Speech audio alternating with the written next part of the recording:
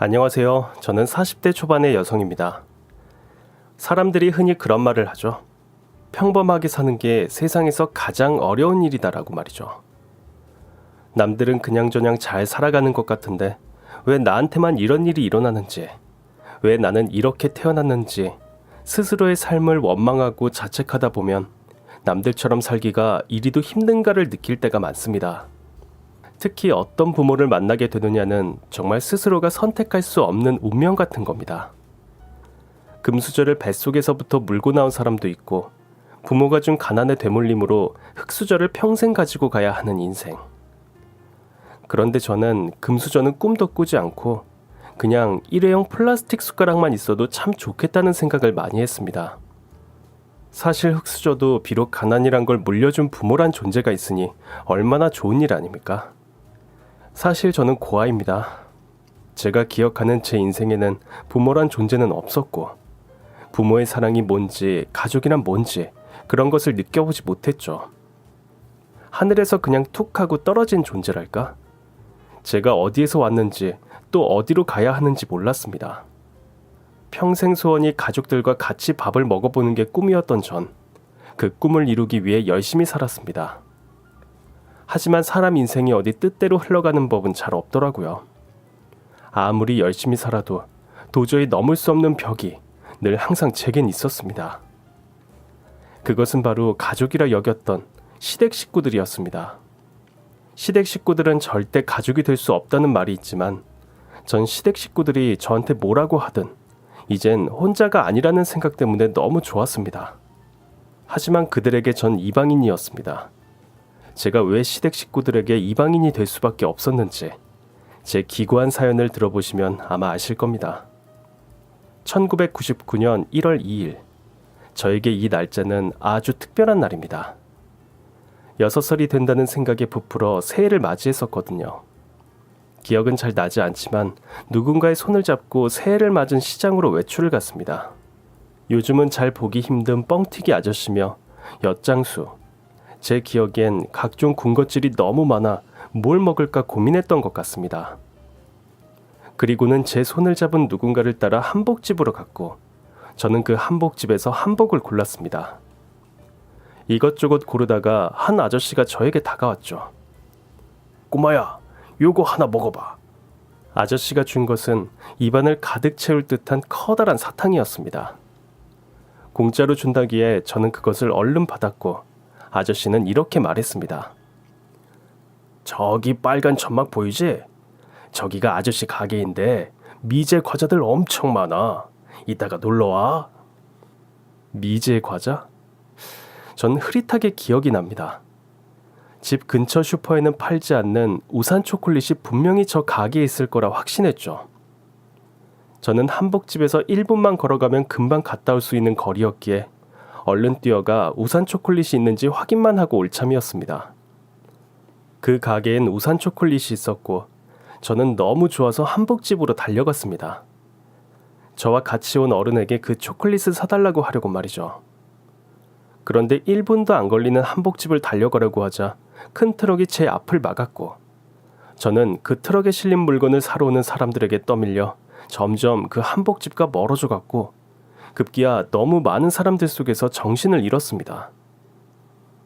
눈을 떠보니 구수한 떡 냄새가 나는 떡집에 있는 방 한켠에 저는 누워 있었습니다. 아이고, 정신이 드니? 너 말 못하니? 아줌마 말 안 들려? 전 갑자기 목소리가 나오지 않았고 제가 왜 여기에 와 있는지 알 수 없었습니다. 너무 무서웠고 그 자리에서 소변을 싸고 엉엉 울었던 것으로 기억합니다. 떡집 아주머니는 그런 절 달래주었고 저를 씻기고 새 옷으로 갈아입혀 주셨습니다. 아무것도 기억이 나진 않지만 그날 떡집 아주머니가 주셨던 백설기를 허겁지겁 먹었던 것은 아직도 생생히 기억이 납니다. 그러고는 잠이 들려고 하는데 떡집 아주머니의 통화 내용이 제 귓가에 들렸습니다. 네, 아이가 말도 못하고 아무것도 기억이 안 나는가 봐요. 아휴, 아마 부모가 아이를 버리고 간 것 같아요. 부모가 날 버렸다고? 당시 우리나라 미아 신고 수는 역대 최고였고 가정 형편이 어려워 아이를 시장통이나 기차역에 버리는 일이 허다했습니다. 레파토리는 똑같았죠. 엄마 잠깐만 저기 갔다 올 테니까 여기서 기다려. 그러고는 엄마들은 밤이 새고도 오질 않았고 아이들은 망부석처럼 서 있다가 결국 고아가 되는 일이 허다했습니다. 전 그때 깨달았습니다. 나도 부모가 날 버렸구나 하고 말이죠. 6살이었지만 그 통화 내용을 들으면서 앞으로 나는 어떻게 되는 거지? 하고 공포스러웠습니다. 다음날 아침, 떡집 사장님은 절 지역에 있는 근처 고아원으로 데리고 갔습니다. 제 또래 아이들처럼 보이는 아이들이 모여서 생활하는 곳이었습니다. 수녀님, 제가 말한 아이예요. 수녀님. 저는 고개를 푹 숙인 채 아무 말도 하지 않았고 수녀님은 저와 눈을 맞추려 앉은 자세로 제 얼굴을 가만히 보셨습니다. 예쁜 공주님이 오셨네. 우리 공주님 이름이 뭔가요? 전 모른다고 고개를 흔들었습니다. 그럼 우리 공주님 집 혹시 생각나? 그건 역시 모른다고 고개를 흔들었습니다. 그런데 수녀님이 제 목에서 무언가를 쓱 하고 꺼내는 것이었습니다.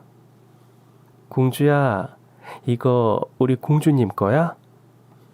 전 그 목걸이가 제 목에 있는 줄도 몰랐고 이게 뭐지? 란 표정으로 떡집 사장님을 봤습니다. 아, 그거 원래 있었어요. 거기 목걸이 펜던트 뒤에 뭐라고 적혀 있던데. 수녀님은 펜던트 뒤에 적힌 것을 읽었습니다. HMH. 아마도 이게 공주 이름인 것 같구나. 이리 오렴. 수녀님은 저를 꼭 안아주셨고 저는 그날부터 수녀님이 운영하시는 행복쉼터라는 곳에 살게 되었습니다. 처음엔 어색했지만 또래 친구들과 있으니 제가 혼자라는 것도 있고 즐겁게 생활했던 것으로 기억합니다. 수녀님 또한 저에게 늘 잘해주셨죠. 우리 공주 이름이 생각나지 않으니까 내가 이름을 지어봤는데 들어볼래? 현명하고 즐겁게 살아라라는 의미로 현명희 어때? 현명희. 전 이름을 듣자마자 좋다고 했고 그날부터 저는 현명희라는 이름으로 살았습니다. 그리고 수녀님은 말씀하셨습니다. 이 목걸이는 아마 명희 부모님이 명희에게 남기신 걸 거야. 언젠가 우리 명희도 좋은 가족을 만날 거야. 그러니 이 목걸이는 꼭 목에 지내고 있어야 해. 알겠지?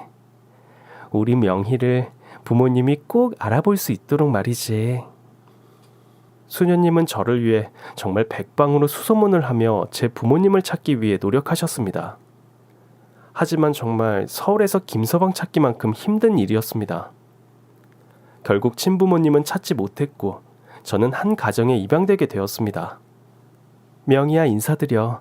우리 명희의 가족이 되어주실 분들이야. 안녕하세요. 양부모들은 제 몸 구석구석 이리저리 살펴보기 시작했습니다. 저는 꼭 무슨 소시장의 소처럼 이놈 가격을 얼마나 매겨야 하나, 이놈을 데리고 가야 하나 그들에게 검사를 받았죠. 아, 손에 흉터가 있네. 그렇네. 어쩌다가 이렇게 다쳤지? 그런데 너무 예쁘게 생기지 않았어? 너 몇 살이니? 절 구석구석 살펴본 뒤 저희 양부모님은 저를 데리고 행복고아원을 떠났습니다.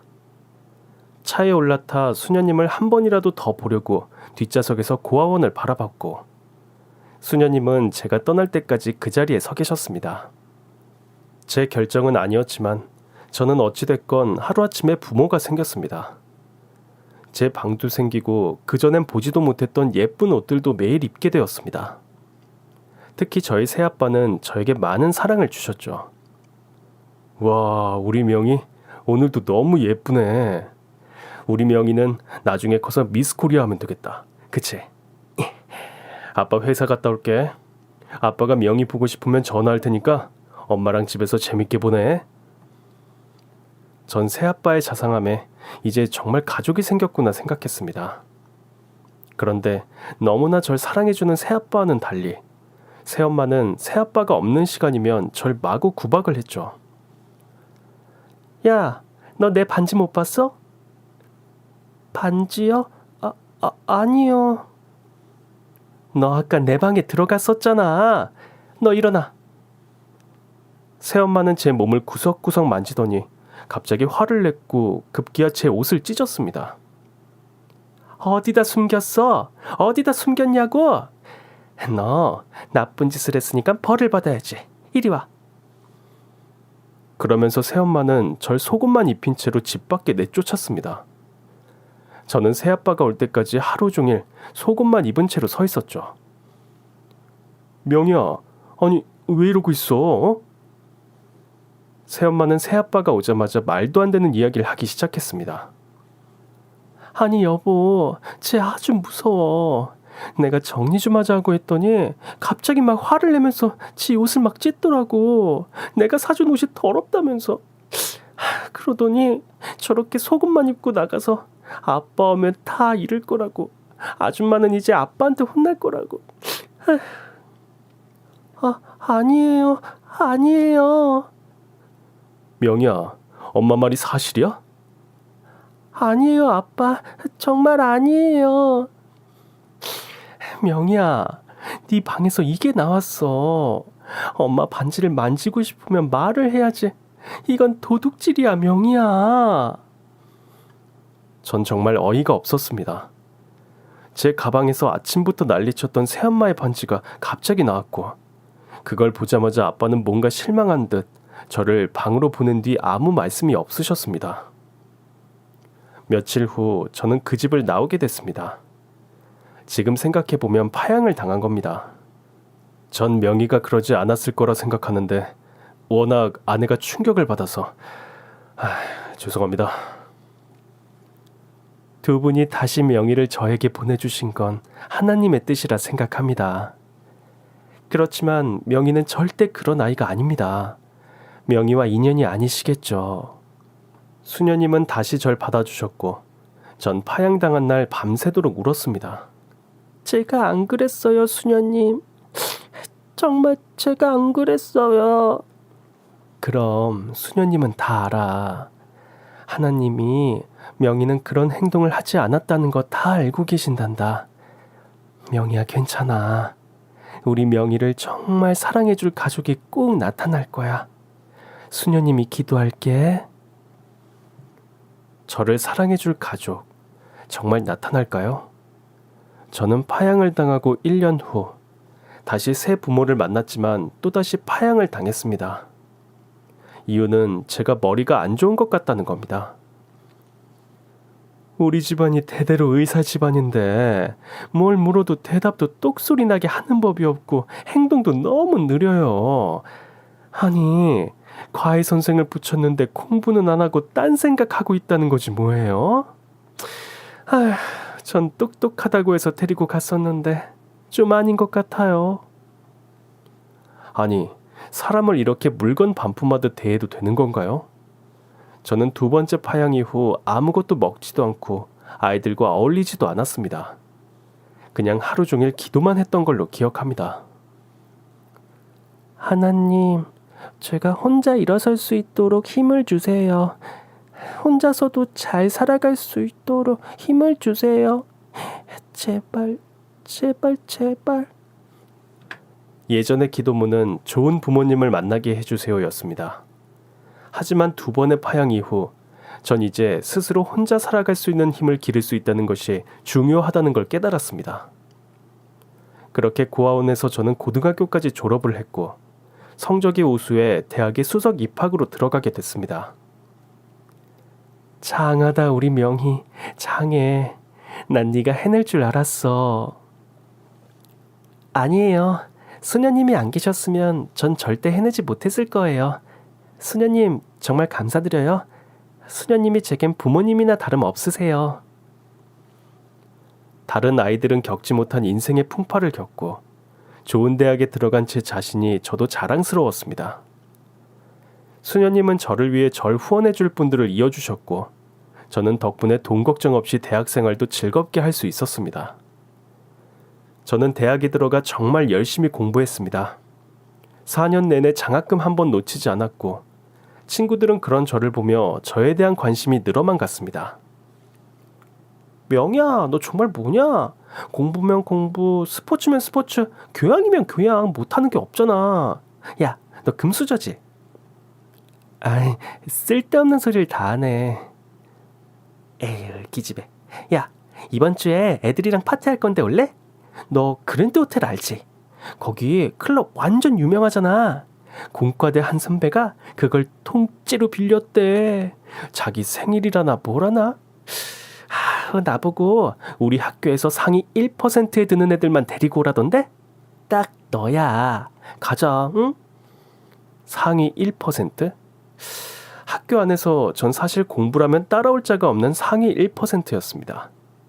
하지만 아무도 제가 고아란 사실도 몰랐고 겉모습만 보기엔 좋은 부모 만나서 공부 잘하는 그런 금수저로 보였나 봅니다.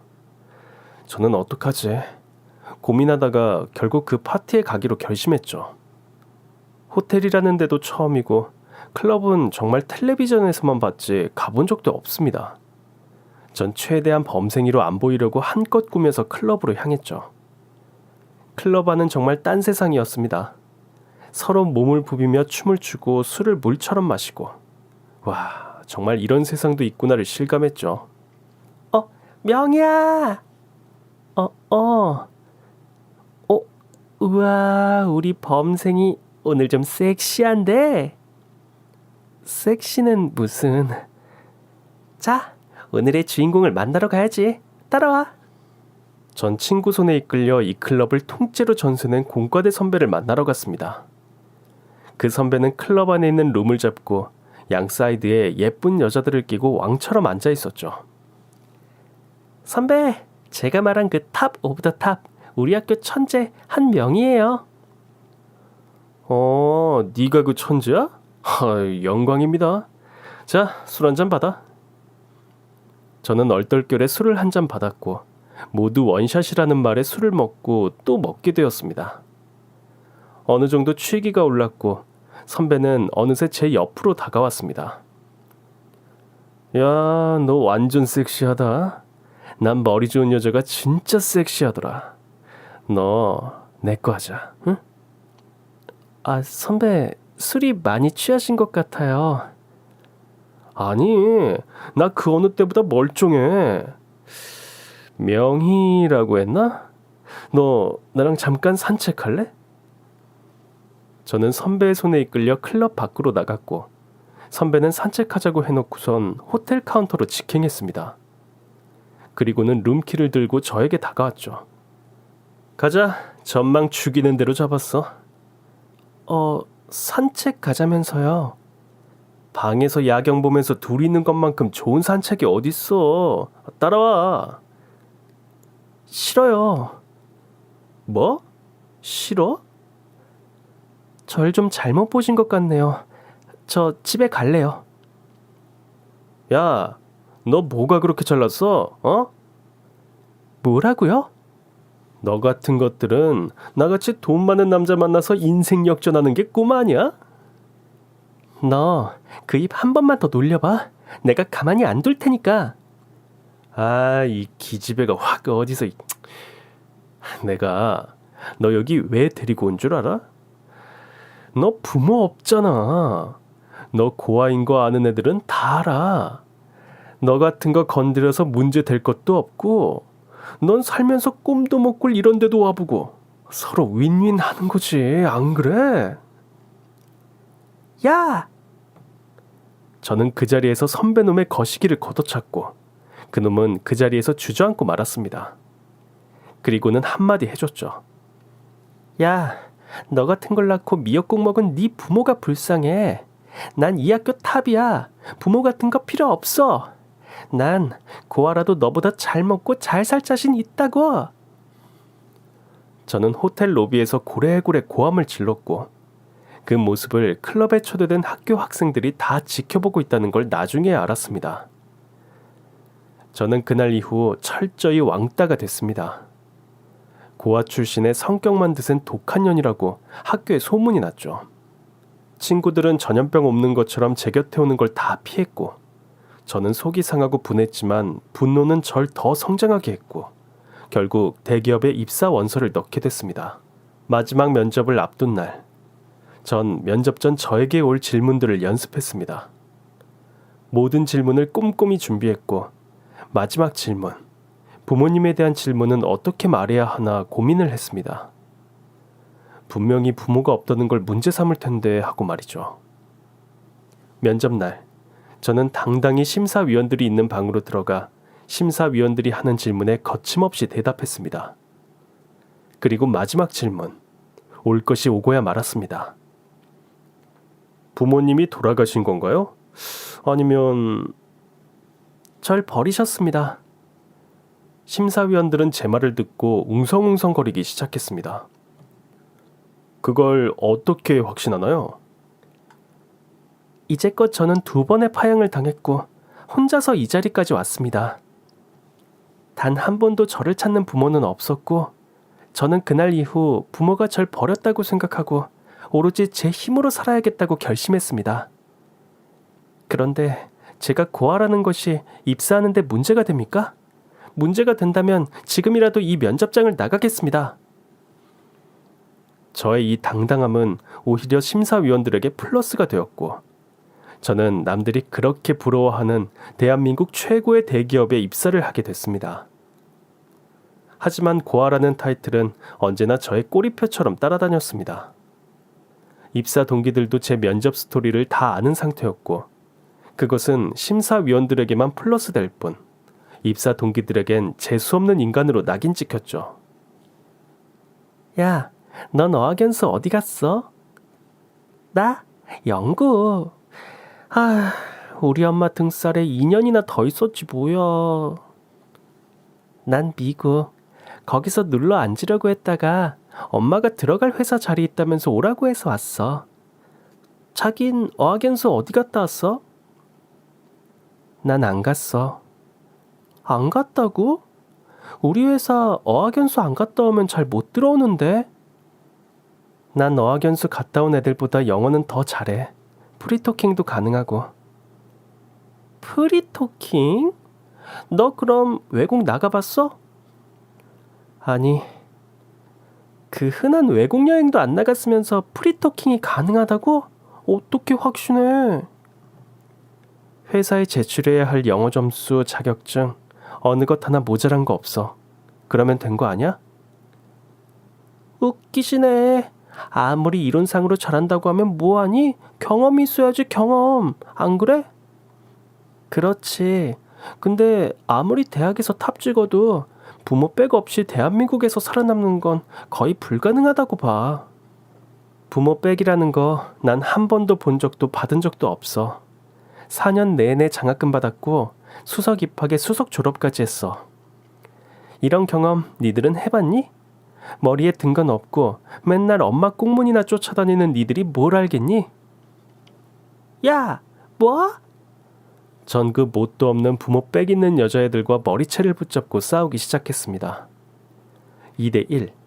숫자로는 밀리지만 제가 싸움 하나는 또 기똥차게 잘했거든요. 그렇게 머리채를 붙들고 그 기집애들을 소탕하고 난 후, 전 다리에 힘이 풀려 주저앉고 말았죠. 언제까지 고아라는 이유로 이렇게 멸시와 조롱을 당해야 하는지 정말 앞날이 캄캄했습니다. 그때 누군가 저에게 커피를 내밀었습니다. 전 이게 뭐지라고 올려다봤고, 그는 너무나도 잘생긴 제 바로 직속 상관이었습니다. 무시해요. 저런 애들 이 회사에서 저런 정신으로 1년도 못 버텨요. 이렇게 현실적인 위로를 해준 사람은 정말 난생 처음이었습니다. 다들 제가 고아라고 하면 그냥 힘내라, 꿋꿋하게 잘 살아야 한다는 둥 두루뭉술한 위로만 해줄 뿐, 진짜 제가 속상한 것이 무엇인지 들여다보지 않으려 했죠. 하지만 이 남자는 달랐습니다. 명희 씨 이야기 들었어요. 그리고 우리 팀에 들어온다고 해서 얼마나 반가웠는지 몰라요. 이제 정말 능력 있는 사람과 일하게 됐구나 하고 말이죠. 앞으로 잘 부탁해요. 전 얼굴도 잘생기고 능력 있는 상사를 만난 덕분에 3년 동안 직장 생활이 너무 행복했습니다. 일에 대한 커리어도 점점 쌓여져 갔고 인정도 받았죠. 같은 팀이다 보니 야근의 출장에 같이 있는 시간이 많아졌고 결국 저는 제 직속 상관인 그와 사귀게 되었습니다. 명희야, 너 덕분에 이번에 우리 팀 실적 장난 아니야. 너 정말 대단하다, 명희야. 우리 자기는 못하는 게 없어. 자기가 있어서 내가 할 수 있었던 거야. 자기 없었으면 난 이 회사에서 버티지도 못했을 거야. 나도 마찬가지야. 명희야, 나 할 말이 있는데 우리 좀 더 진지한 관계로 발전해 보는 건 어떨까? 지금도 우리 진지하게 사귀고 있잖아. 더 진지한 관계? 그게 뭐야? 내가 좀 둘러서 한 말이긴 한데 직설적으로 이야기할게. 나 너랑 결혼하고 싶어. 뭐라고? 저는 결혼이라는 말이 너무나도 생소했습니다. 저에겐 부모도 없었고 그 흔한 형제도 없었습니다. 하지만 우리나라에서 결혼을 한다는 것은 가족과 가족의 결합이라고 생각했었습니다. 하지만 저에겐 그런 조건이 갖추어지지 않았죠. 저는 당시 남편의 말을 듣고 너무나도 기뻤지만 거절할 수밖에 없었습니다. 나도 자기랑 평생을 함께하고 싶어. 솔직히 내가 더 자기를 좋아하는 것 같아. 이 회사에 3년 동안 다니면서 자기가 알게 모르게 나 지켜준 거 다 알아. 이런 남자라면 내가 인생을 함께 해보고 싶다는 생각도 했었어. 하지만 자기야, 내가 고아잖아. 부모 없는 고아. 내가 고아라는 걸 부끄러워한 적은 한 번도 없지만 내가 고아라는 사실을 자기 부모님이 알게 되시면 자기에 대해서 정말 실망하실 거야. 난 자기가 부모님한테 좋은 아들로 남았으면 좋겠어. 나 때문에 자기가 상처받는 건 정말 싫어. 하지만 남편의 끈질긴 구애는 계속됐고 전 결국 남편의 프로포즈를 받아들였습니다. 명희야, 내가 너에게 진짜 가족을 만들어 줄게. 너한테 정말 세상에서 가장 행복한 가족이라는 게 뭔지 보여줄 거야. 내가 꼭 그렇게 만들 거야. 난 정말 자기만 믿고 결혼이란 걸 선택한 거야. 내 인생에 결혼이라는 건 없는 줄 알았어. 하지만 당신이 날 이렇게 사랑해주고 나를 소중하게 여긴다면 난 당신과 그 어떤 고난과 역경도 이겨낼 수 있을 것 같아. 나에게 이렇게 프로포즈 해줘서 고마워. 전 남편을 믿고 또 믿었지만 다시 한번 확인하고 싶었습니다. 자기야, 자기 정말 내 편이 되어줄 거지? 정말이지? 정말이지. 난 평생 자기 편이 될 거야. 그 누구가 욕을 해도 난 당신 편이 될 거야. 정말이야. 전 결국 남편의 부모님을 만나러 갔고 부모님께 인사를 드리러 가게 됐습니다. 남편은 정말 잘 사는 집안의 아들이었습니다. 남편의 집은 정말 으리으리한 궁전 같았습니다. 집안 인테리어는 분홍빛으로 행복이 가득한 가족이다라는 것을 보여줬고 거실에 걸린 가족 사진은 정말 남편이 얼마나 행복한 가정에서 자랐는지를 알 수 있게 해주는 증거였습니다. 전 떨리는 마음으로 시어머니를 만났습니다. 시어머니의 첫 인상은 우아함 그 자체였습니다. 겉모습도 그랬지만 목소리도 우아함이 흘러넘쳤죠. 반가워요. 네, 현명이라고 합니다. 일단 식사부터 하죠. 저는 시어머니의 안내에 따라 응접실로 갔고 식탁에는 정말 사내진미 요리가 상다리가 부러질 정도로 가득 차려져 있었습니다. 차린 건 없지만 많이 들어요? 아니에요. 제 인생에서 이렇게 좋은 밥상은 처음 받아봅니다. 정말 감사합니다, 어머님. 아직 어머니란 소리는 이르고 일단 밥부터 먹읍시다. 시어머니는 저에게 뭔가 선을 긋는 듯한 느낌이었습니다. 하지만 한 가족이 되기에는 거쳐야 할 과정이라고 생각했고 전 맛있게 밥을 먹었습니다.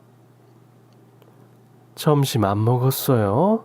엄청 잘 먹네. 아, 제가 원래 먹는 거 보면 복 들어오게 생겼다고 말을 많이 들어요. 맛있는 음식 잘 먹는 게 좋잖아요. 그리고 진짜 어머님 음식 솜씨도 정말 좋으신 것 같아요.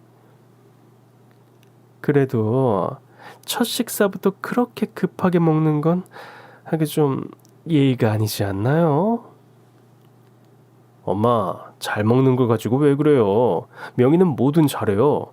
밥 먹는 것도 일하는 것도. 밥 먹는 거 잘 먹는다고 자랑하는 사람은 처음 봐. 여튼 오빠도 콩깍지가 단단히 씌었네. 저는 조금 불편한 식사를 하긴 했지만 그래도 시어머니가 정성스럽게 저를 위해 차려주신 음식이기 때문에 열심히 먹었습니다.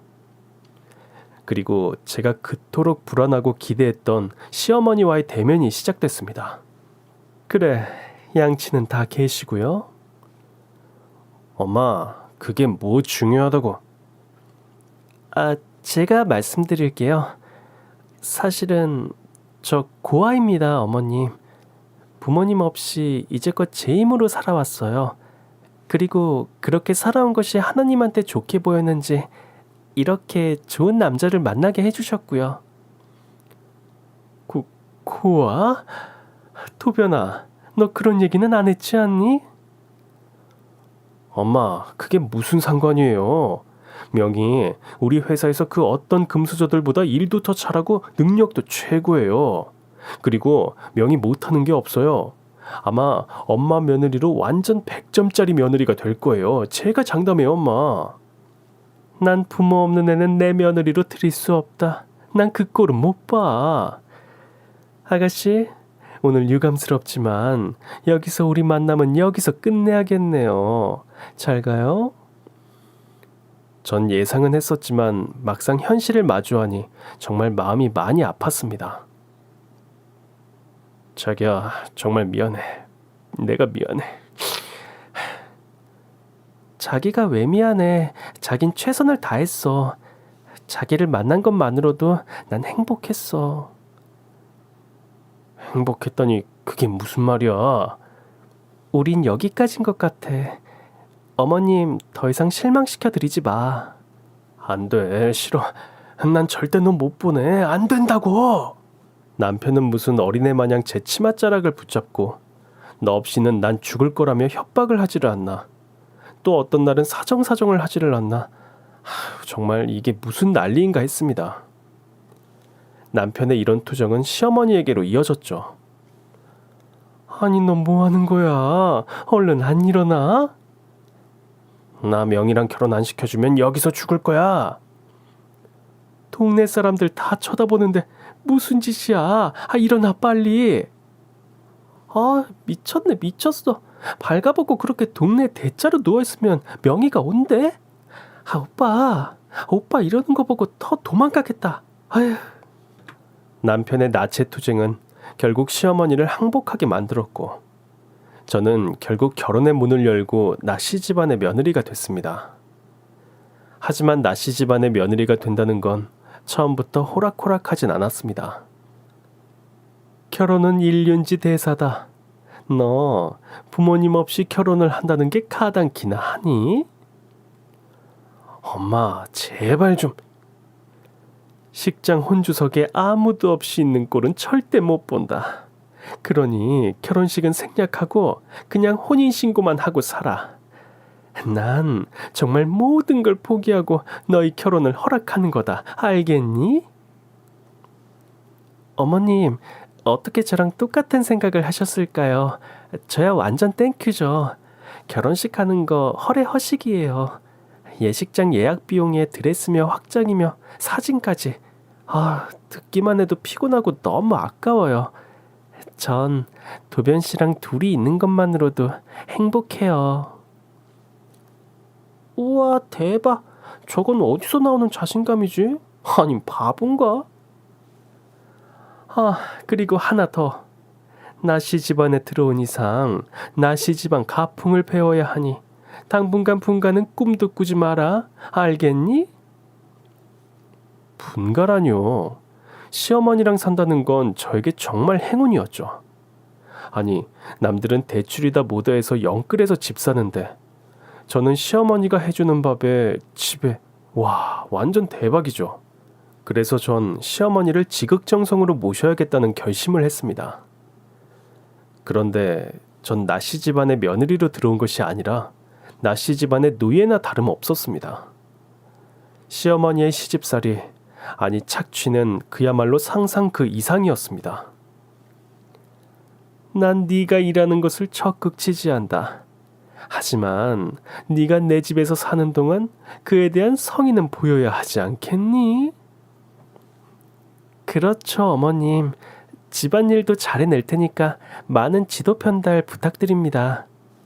전 웃는 사람한테 침 못 뱉는다고 어머님이 차가운 얼굴로 저한테 뭐라고 하시든 늘 씩씩하고 웃는 얼굴로 어머님을 대했습니다. 혼인신고 후 저는 일주일 휴가를 냈고 회사 출근을 준비하던 전날이었습니다. 자기랑 있으니까 너무 좋아. 이리 와봐. 아, 왜 그래? 그런데 갑자기 저희 방문이 벌컥하고 열리는 게 아니지 뭡니까? 바로 시어머니였습니다. 너 지금 뭐하니? 네? 내일 아침 준비 안 해놓고 잘 거니?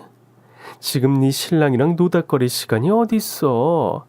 내가 회사 출근하는 것까지 허락해 주었더니 완전 지 멋대로구만. 내일 반찬할 거 메모해뒀으니 준비 다 해놔. 아침 식사 안 차려놓고 나가면 너 출근은 꿈도 꾸지 마. 알았어? 전 아침은 간단하게 먹겠거니 하고 아침에 좀 일찍 일어나서 준비해야지 했습니다.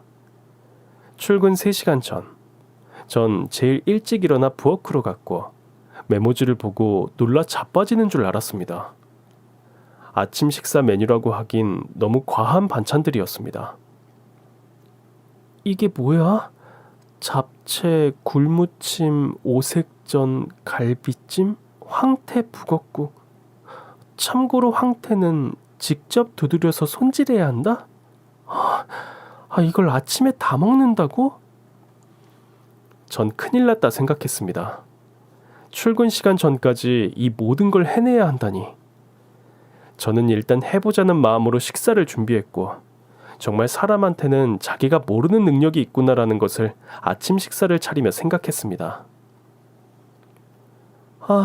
다 됐다. 분명히 8시까지 아침 식사를 차리라고 했는데 어머님과 시누이는 일어날 생각을 하지 않았습니다. 전 출근 시간이 바빠 음식을 차려놓고 맛있게 드세요라고 메모를 남기고 출근을 했습니다. 하루 종일 회사에서 시달리다 집에 가야지 하며 즐거운 마음으로 퇴근을 했죠. 늘 혼자였던 집에 이젠 식구가 날 기다린다고 생각하니 너무 행복했습니다. 어머님, 다녀왔습니다. 그런데 집안에 왠지 모를 냉기가 돌았고 저는 거실에서 텔레비전을 뚫어져라 보고 있는 시어머니를 발견했죠. 어머니, 저 왔어요. 뭘 잘했다고 기어들어와? 네? 너 저게 뭐야? 시어머니가 가리킨 것은 아침에 제가 차려놓은 밥상이었습니다. 그런데 가까이 가보니 음식이 그대로 있는 것이었습니다. 어머니, 뭐가 잘못됐나요? 혹시 음식이 맛이 없어서... 그런데 갑자기 리모컨이 저에게 날아왔습니다. 저는 그대로 리모컨을 눈 주변에 맞았고 얼마나 세게 맞았던지 피가 났습니다.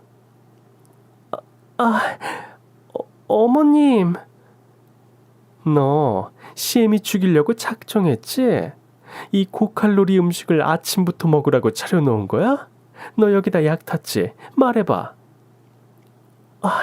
어머님, 아니에요. 도변아. 엄마, 아니, 자기 얼굴 왜 그래? 얘 휴가 얼마나 쓸 수 있니? 휴가 써도 월급은 나오지? 다쳤으니까 병가 내고 연차 쓰고 하면 보름은 출근 안 해도 정상 월급은 나오지. 왜? 너 내일부터 보름 동안 출근하지 말고 집에서 살림 좀 배워라. 그리고 내가 너 확실히 살림이 뭔지 가르쳐 줄 테니까 알겠니? 새벽에 일어나 잡채에 갈비찜에 12첩 반상도 울고 갈 정도로 차려놨더니 자기를 죽이는 밥상을 차려놨다고 사람 잡는 시어머니. 전 너무 놀라 방에 가서 심호흡을 했고 이게 뭔 일인지 차근차근 생각을 했습니다. 자기야, 난 분명히 어머니가 써준 메모를 보고 아침을 차렸는데 왜 그러실까? 우리 엄마 고칼로리 음식은 딱 7색인 거 몰랐어? 그리고 그 메모를 우리 엄마가 쓴 거 봤어? 엄마 말도 일리가 있다고 봐 나는. 자기야, 시집살이가 원래 그래. 엄마 저러다가 지칠 테니까 그때까지만 버텨봐. 아, 근데 좋겠다. 내일부터 보름 동안 휴가라니? 부러워. 전 이 남자가 제정신인가 생각했습니다. 아까 시어머니가 저한테 하는 행동을 보고도 부럽다니요. 전 그날 밤새 한숨도 못 잤습니다. 그런데 갑자기 전화벨이 울렸습니다. 여보세요? 집안 꼴을 이 지경으로 만들어 놓고 잠이 와? 당장 나와. 전 뭔 일인가 해서 거실로 나갔고 까만 장갑으로 집안 구석구석 먼지를 찾는 시어머니를 보게 됐습니다. 정말 정신적으로 문제가 있는 게 아닌가 생각이 들 정도로 작은 먼지라도 찾아내겠다는 저 극성, 정말 무서웠습니다. 너 이거 안 보이니? 뭐가요? 제 말이 끝나자마자 장갑으로 제 양쪽 뺨을 있는 대로 때리면서 시어머니는 저한테 온갖 험한 말을 쏟아냈습니다. 고한년이 들어오니까 집안에 공기가 탁해졌어. 자, 네가 갖고 들어온 먼지 네가 다 처먹어. 아 하고 벌려. 그러더니 시어머니는 장갑을 제 입에다 쑤셔 넣었고 전 방어할 힘도 없이 장갑을 입에 문 채로 주저앉아 버렸습니다. 애비애미 없는 게 들어와서 날 죽이려고 해? 너 이제 내 방에서 자. 네가 언제 또 날 죽이려 들 수 있으니 내가 널 옆에 둬야겠어. 알겠어? 전 그날부터 매일매일 이불 빨래에 창문 청소에 신지도 않는 어머님의 그 많은 구두를 매일 닦았습니다. 이건 시집살이가 아니라 정말 노동착취란 말이 더 어울릴 정도로 제 생활은 진짜 매일매일이 지옥 같았습니다. 몸으로 때운다면 제가 덜 억울할 수도 있을 겁니다. 시어머니는 제 월급날마다 꼬박꼬박 10원 한 장 주지 않고 자기 통장으로 이체하라고 했고 전 시어머니가 시키는 대로 이체를 했습니다. 정말 회사 일에 집안일에 제 마음과 몸은 너덜너덜해져만 갔습니다. 자기야, 나 10kg이나 빠졌어. 너무 힘들어. 보기 좋네 뭐. 뭐라고? 요즘 소식자가 대세인 거 몰라? 그리고 사람이 좀 말라야 건강한 법이라고. 누구 때문에 이렇게 살이 빠졌는지 몰라? 그건 자기 하기 나름인 거야. 아 참, 자기야, 차 좀 바꾸려고 하는데 이거 어때? 죽이지? 우리가 돈이 어딨어. 어머님한테 다 바치는데. 엄마가 사준다는데? 뭐? 전 너무 어이가 없었습니다. 저한테는 돈 한 푼 안 주고 제가 벌어온 돈은 다 갖다 바치고 심지어 전 속옷 살 돈도 없어 떨어진 속옷을 입고 다녔습니다. 그런데 남편은 차를 바꾸다뇨. 전 이건 아닌 것 같아 시어머니에게 따지러 갔습니다. 어머님, 아직 도변씨 차 멀쩡해요. 그리고 전 지하철 타고 다니고요.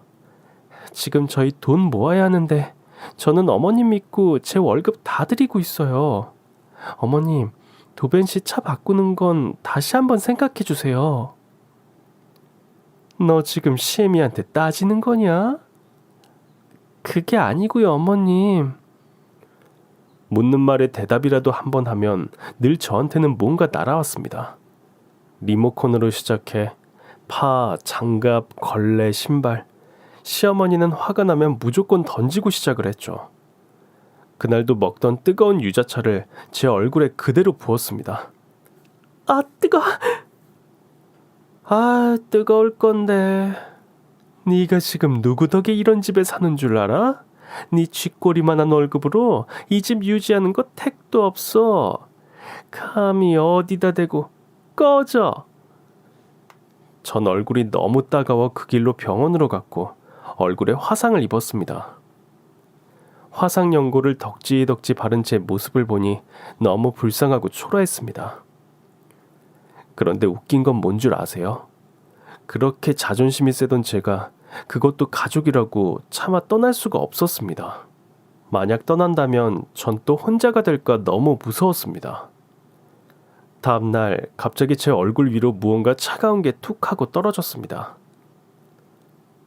아, 엄마야. 네가 엄마가 어딨어. 완전 웃겨.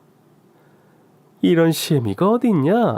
며느리 다쳤다고 얼음주머니 만들어주고, 아휴, 내 아들 차 사준다고 그렇게 질투를 하니 내가 그 말을 듣고 마음이 아파 죽겠더구나.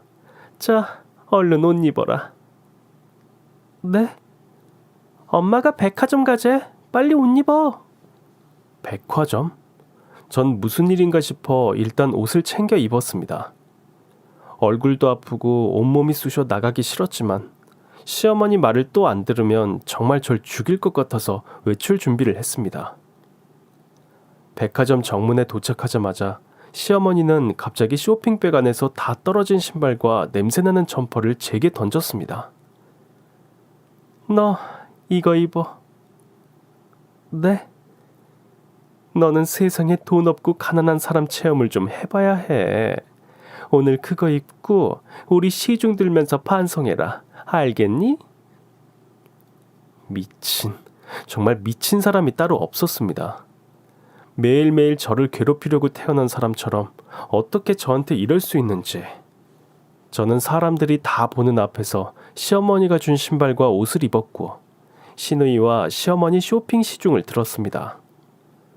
시누이와 시어머니가 쇼핑을 한창 할 때쯤 누군가 제 손을 확 잡아당기는 것이었습니다.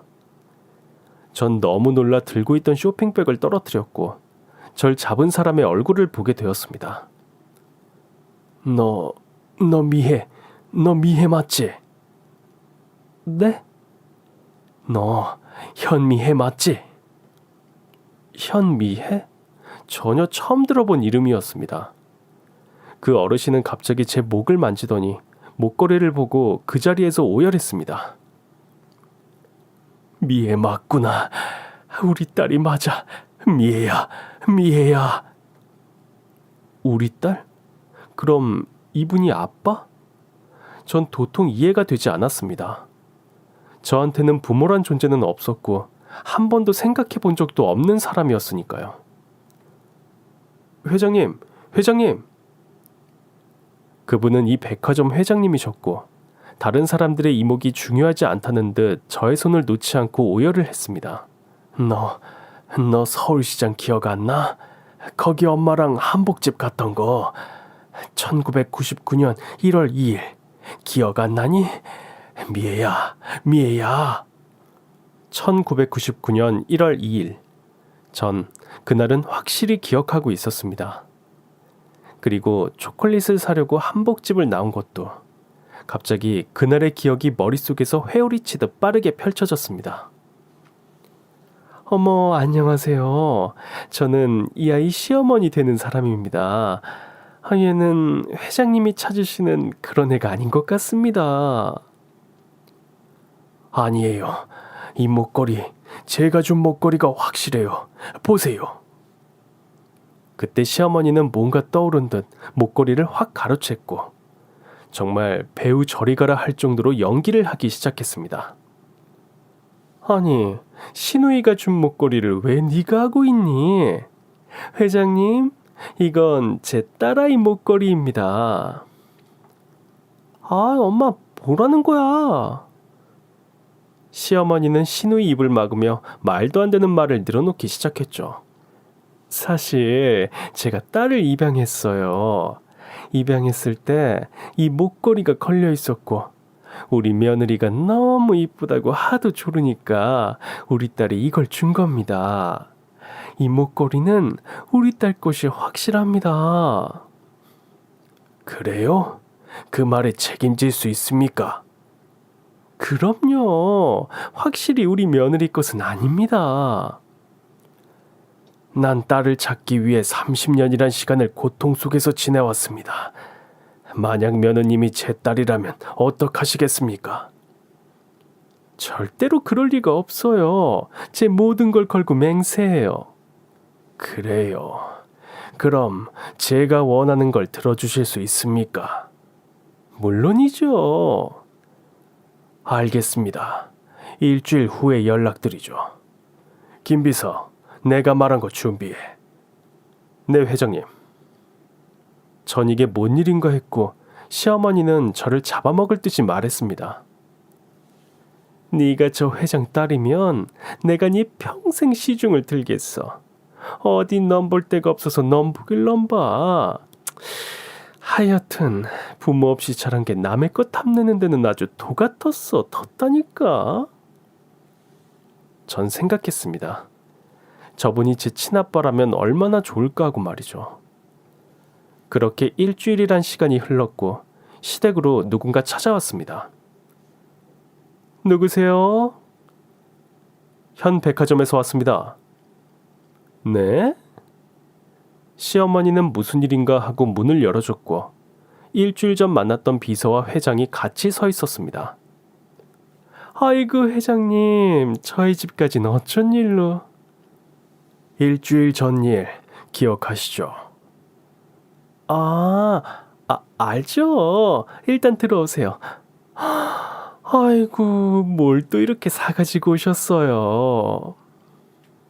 회장님은 정말 일반 사람들이 한번 먹어볼까 말까 한 산의 진미를 다 가지고 오셨고 명품 신발과 명품 옷, 정말 최상급 선물들을 트럭째 싣고 오신 것 같았습니다. 약속 잊지 않으셨죠? 무슨 약속이요? 며느님이 제 딸이 아니면 뭐든지 들어주겠다는 약속. 그거 그랬죠. 제 말이 맞았죠? 우리 며느리는 회장님 같은 훌륭한 분의 자식이 될 수가 없어요. 그래요. 그럼 이건 뭔가요? 회장님은 시어머니에게 종이 한 장을 건넸고 그걸 본 시어머니는 얼굴이 하얘졌습니다. 아니, 이게 아니, 말도 안 돼. 거기엔 저와 회장님이 99.9% 유전자가 일치한다는 DNA 결과지였습니다. 그리고 회장님은 뭔가를 꺼내 저에게 보여주셨죠. 확인할 필요도 사실 없었다. 이 목걸이, 이게 네가 내 딸이라는 증거야. 미애야. 회장님, 아니 아빠도 저와 똑같은 목걸이를 가지고 계셨고 전 생각할 틈도 없이 아빠를 끌어안고 울었습니다.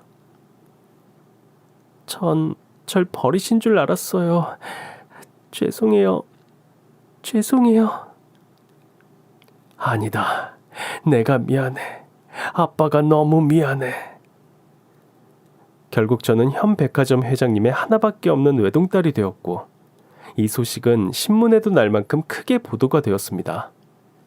현 백화점 현 회장, 그렇게 찾던 친딸 30년 만에 만나다. 미애야, 멋지지 않니? 아빠는 이런 날이 올 줄 알고 있었어. 우리 딸을 꼭 만날 거라는 희망. 전 제게 이렇게 멋진 부모님이 계실 거라 상상도 못했어요. 미애야, 왜 그래? 아니, 오늘따라 집이 좀 건조한 것 같아서요. 그래? 아줌마! 아빠가 아줌마라고 부르는 사람은 다름 아닌 저희 시어머니, 아니, 전 시어머니였습니다. 네, 회장님. 내 딸이 집이 건조하다잖아요. 집 청소 제대로 한 거예요? 가습기는 청소했어요? 어제 다 했는데. 아니, 됐고 온도 적정하게 해서 물이나 가져와요. 유전자 검사 후 시어머니는 아빠와의 약속으로 전 재산을 몰수당하고 저희 집에 가정부로 일하게 됐습니다. 그리고 남편은 그토록 자기가 사고 싶었던 차를 몰게 되었죠. 자기 차가 아닌 저희 집의 기사가 돼서 말이죠. 여기 물. 아줌마, 호칭 똑바로 안 해? 네? 아가씨 해봐. 네? 얼른. 아가씨. 그래, 잘하네. 물 온도가 적당한지 볼까? 저는 물을 마셨고 마시자마자 시어머니 얼굴에 물을 퍼부었습니다. 더러워. 아유, 네? 아줌마가 떠온 물은 왠지 더러워. 역겹다고요. 잠깐만. 전 부엌으로 가 장갑을 찾았고 시어머니에게 던졌습니다. 아줌마, 이 장갑 기억나지? 아이고, 아가씨, 한 번만 봐주세요. 아줌마, 장갑 맛이 어떤지 모르지? 내가 한번 맛보여줄게. 입 벌려. 저는 장갑을 있는 대로 구겨서 시어머니 입에 넣었고 그동안 참고 지냈던 제 억울한 인생이 한 방에 가시는 것 같았습니다. 참 인생은 롤러코스터 같습니다. 바닥을 쳤다가 갑자기 하늘 위로 오르기도 하고 또 바닥을 다시 치고 평범하게 살고 싶은데 왜 내 인생은 롤러코스터지? 라고 자신의 인생을 탓할 때가 있습니다. 하지만 여러분, 내리막길이 있으면 오르막길이 있듯이 인생이 너무 수평선처럼 쭉 간다면 너무 지루하지 않을까요? 롤러코스터 같은 인생, 지금 내리막을 걷고 있다면 언젠가 반드시 오르막이 생길 테니까 여러분, 희망을 잃지 마세요.